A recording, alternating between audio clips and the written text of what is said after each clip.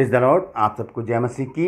मैं धन्यवाद देता हूं परमेश्वर का आज के दिन के लिए जो परमेश्वर ने हमको दिखाया है और एक और मौका दिया कि उसके जीवित वचन के ऊपर हम मनन करें। तो मैं आपसे गुजारिश करता हूं कि आप मेरे लिए प्रार्थना करते रहें, क्योंकि आपके जो कमेंट्स हैं वो मेरी हौसला अफजाई कर रहे हैं।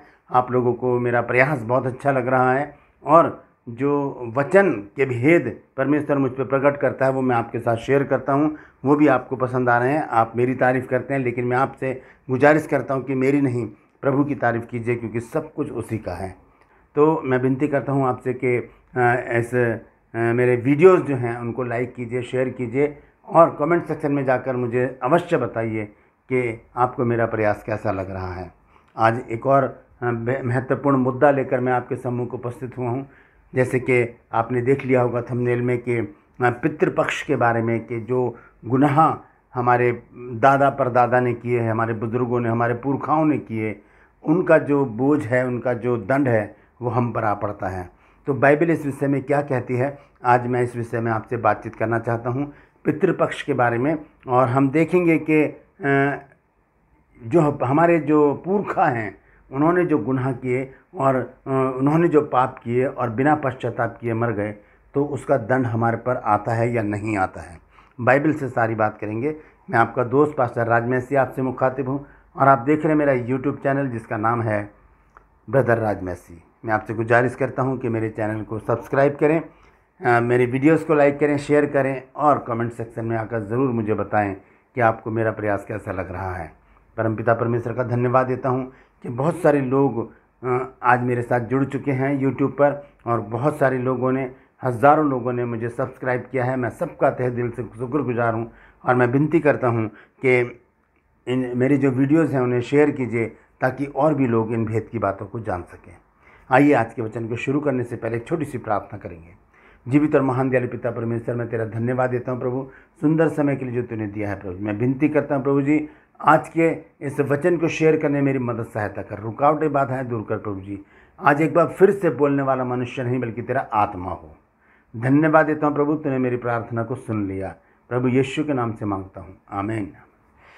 तो प्रभु का धन्यवाद देता हूँ एक बार फिर से कि वो वचन आज हमारे पास है जिसकी आज हमें बहुत सख्त ज़रूरत है, क्योंकि एक डर हमारे अंदर है इस बात का कि जो हमारे जो पुरखा हैं, हमारे जो पूर्वज हैं, उनका जो दंड है, उनका जो पाप का दंड है वो हमें भुगतना पड़ा। जिस तरह से हम संसारिक रीति से देखते हैं कि यदि हमारे बुज़ुर्ग कोई कर्ज़ लेकर मर जाते हैं, गुजर जाते हैं, तो उनका कर्ज़ औलाद को उतारना पड़ता है। ये एक नियम है संसार का, ऐसा होता है। तो क्या आत्मिक रीति से भी ऐसा है? बाइबल क्या कहती है इस बारे में?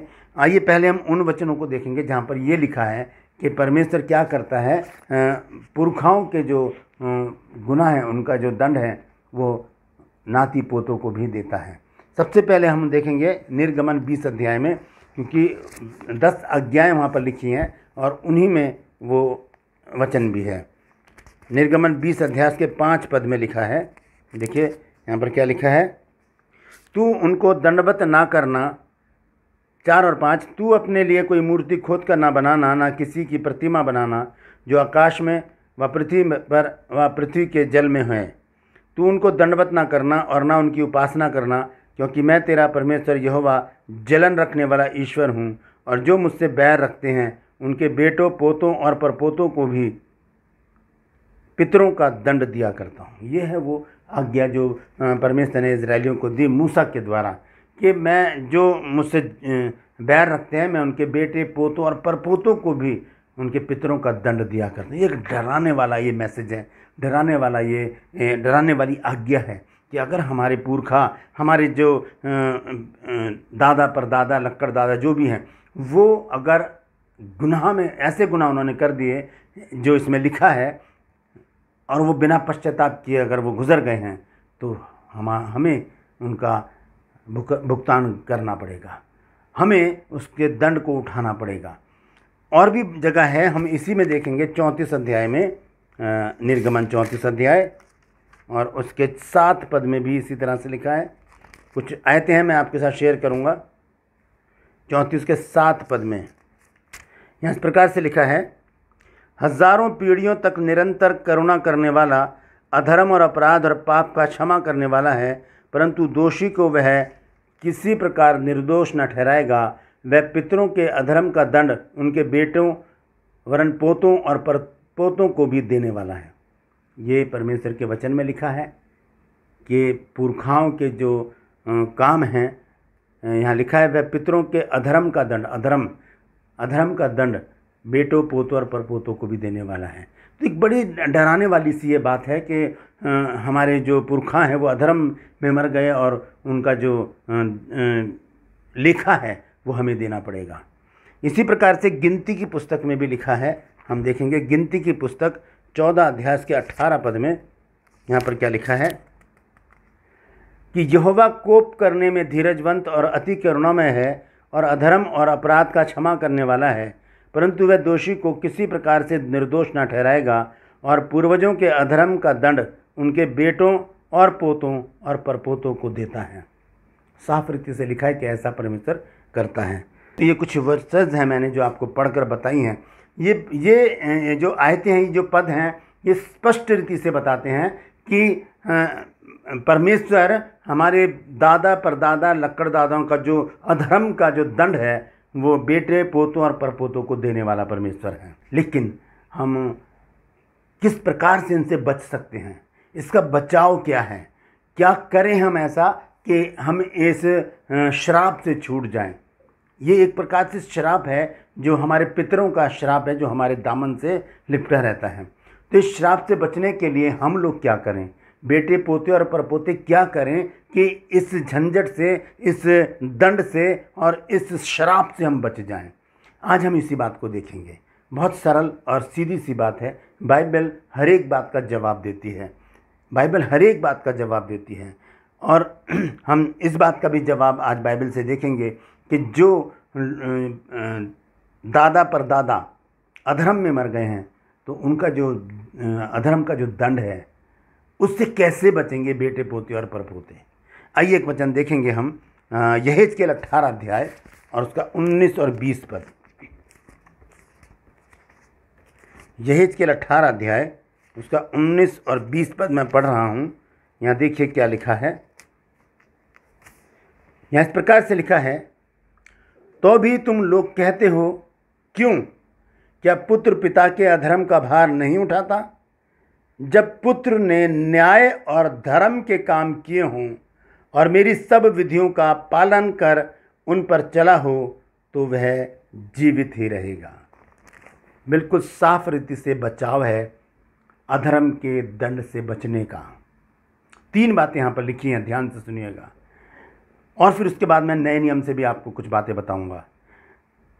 पितरों के, पुरखाओं के दंड से, अधर्म के दंड से बचने के लिए हमें करना क्या है।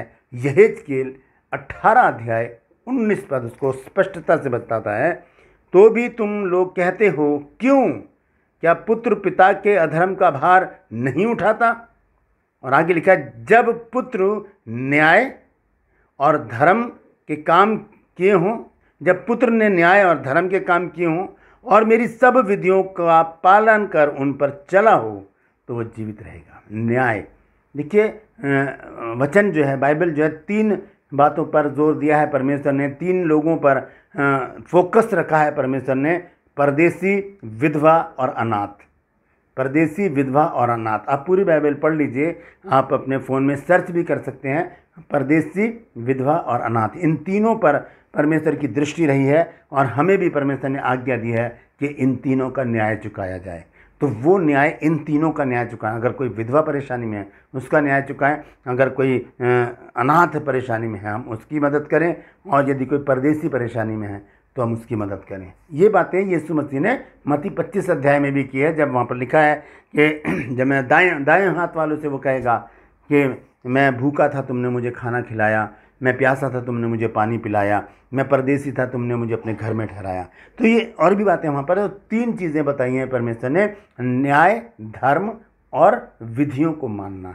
जब हम ऐसा करेंगे, जब हम न्याय करेंगे, जब हम धर्म के काम करेंगे, धर्म के काम क्या हैं, यीशु मसीह ने कहा मत्ती 6 अध्याय उसके पहले पद में कि सावधान रहो, तुम मनुष्यों को दिखाने के लिए अपने धर्म के काम ना करो, नहीं तो अपने स्वर्गीय पिता से कुछ भी फल नहीं पाओगे। और वहाँ पर 3 धर्म के काम प्रभु यीशु मसीह ने लिखे हैं, प्रार्थना, उपवास और दान। ये 3 धर्म के काम यीशु मसीह ने लिखे हैं। सबसे पहले लिखा है दान, उसके बाद लिखा है प्रार्थना, उसके बाद लिखा है उपवास। ये 3 धर्म के काम हैं। और बाकी हम देख सकते हैं, ये इसके 18 अध्याय के पहले पद से और उसके 18 पद तक हम देख सकते हैं, बहुत सारे धर्म के काम वहाँ पर लिखे हुए हैं। तो धर्म के काम करना, न्याय चुकाना, किसका? विधवाओं का, अनाथों का और परदेशियों का न्याय चुकाना, और परमेश्वर की विधियों को मानने में चौकसी करना, ये तीनों बातें। ये तो पुराने नियम की बात हो गई। बहुत से लोग नया पुराना करते हैं, इसलिए मैं बोल रहा हूँ, नहीं तो मैं पूरी बाइबल को ही मानता हूँ। हालेलुया। दूसरी बात हम नए नियम से देखेंगे, रोमियो 8 अध्याय और उसके पहले पद से मैं पढ़ूंगा। हालेलुया।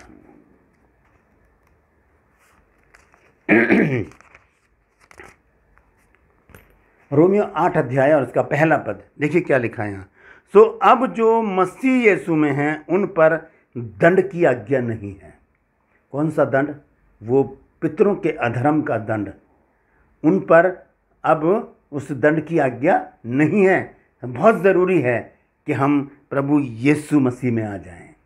जब हम प्रभु यीशु मसीह में आ जाते हैं तो हम इन सारे शराब बंधनों से छूट जाते हैं। लिखा है कि अब जो यीशु मसीह में हैं उन पर दंड की आज्ञा नहीं है, क्योंकि वे शरीर के अनुसार नहीं वरन आत्मा के अनुसार चलते हैं, क्योंकि जीवन की आत्मा की व्यवस्था ने मसीह यीशु में मुझे पाप की और मृत्यु की व्यवस्था से स्वतंत्र कर दिया है। पाप की और मृत्यु की व्यवस्था, ये व्यवस्था के ही लिखे हुए जो दंड हैं वो हमें बताए गए हैं। अभी मैंने पढ़ा है निर्गमन में, गिनती में, व्यवस्था विवरण में। ये वही है कि हमारे जो पुरखा हैं उनके जो अधर्म का दंड है वो हम पर, हमारे बच्चों पर, हमारे पोतों पर, इस तरह से पीढ़ी दर पीढ़ी चलता चला जाता है। तो ये है तरीका, ये है वो सीधा सा नियम उन पुरखाओं के अधर्म से बचने का, पितृपक्ष से बचने का। और वो है कि हम क्या करें। हमने यहेजकेल में पढ़ा है, न्याय करें, धर्म करें, धर्म के काम करें और परमेश्वर की विधियों को मानने में चौकसी करें। और वचन मैं पढ़ के बताना चाहता हूँ, दूसरा कुरिन्थियों 5 अध्याय और उसका 17 आयत। यहाँ इस प्रकार से लिखा है, सो यदि कोई मसीह में है तो वो नई सृष्टि है, पुरानी बातें बीत गई हैं, देखो वे सब नई हो गई हैं। पुरानी बातें बीत गई, ये पितरों का दंड, ये सब खत्म हो गया। कब? जब हम यीशु मसीह में आ गए, जब हमने यीशु मसीह को ग्रहण कर लिया, जब हमने यीशु मसीह को अपना व्यक्तिगत उद्धारकर्ता करके ग्रहण कर लिया, तब ये सारे श्राप बंधन हमसे दूर हो गए। यीशु मसीह ने उन सबको हटा दिया। हालेलुया। प्रभु का धन्यवाद देता हूँ मैं। बहुत ही बड़ी कुर्बानी प्रभु यीशु मसीह ने हमें इन श्राप बंधनों से, बीमारियों से और मृत्यु से बचाने के लिए दी। हम जब प्रभु में आ जाते हैं इन सारे श्राप बंधनों से छूट जाते हैं। कोई पितरों का दंड हम पर नहीं लागू होता जब हम यीशु मसीह में आ जाते हैं। यहाँ इस प्रकार से लिखा है, सो यदि कोई मसीह में है तो वो नई सृष्टि है, पुरानी बातें बीत गई हैं, देखो वे सब नई हो गई हैं। अब हम नए हो गए हैं, हमने प्रभु यीशु मसीह को ग्रहण कर लिया है। अब हम प्रभु में आ गए हैं, अब हम प्रभु यीशु मसीह में हैं। अब हम पर दंड की आज्ञा नहीं है।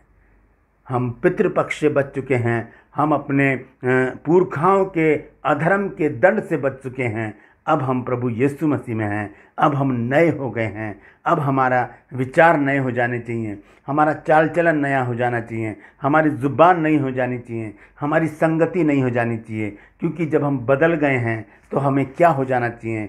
अंत में एक वचन पढ़कर मैं समाप्त करूंगा, इफिसियों 2 अध्याय और उसका 19 पद।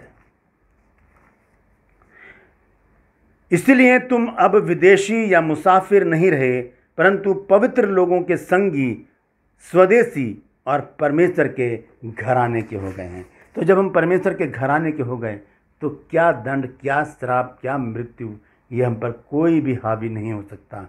हमें इन सारी बातों से छुटकारा दिया है प्रभु यीशु मसीह ने। क्योंकि वो मेरा भी उद्धार करता है, वो आपका भी उद्धार करता है।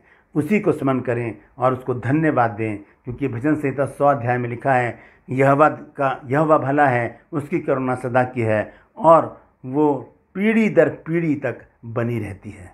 पीढ़ी दर पीढ़ी तक किनके साथ?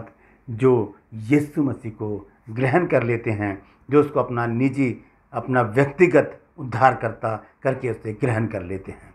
हालेलुया। परमेश्वर इन वचनों के द्वारा हम सबको आशीष दे। मैं आपसे गुजारिश करता हूँ, इस वचन को शेयर कीजिए ताकि और भी लोग इस बात को जान सकें कि जो भय हमारे अंदर बैठा हुआ है वो निकल जाए और हम एक नया जीवन जी सकें, प्रभु यीशु मसीह में हम जी सकें। परमेश्वर इन वचनों के द्वारा आप सबको आशीष दे। प्रभु आप सबके साथ रहे, आपकी अगुवाई करें। Praise the Lord.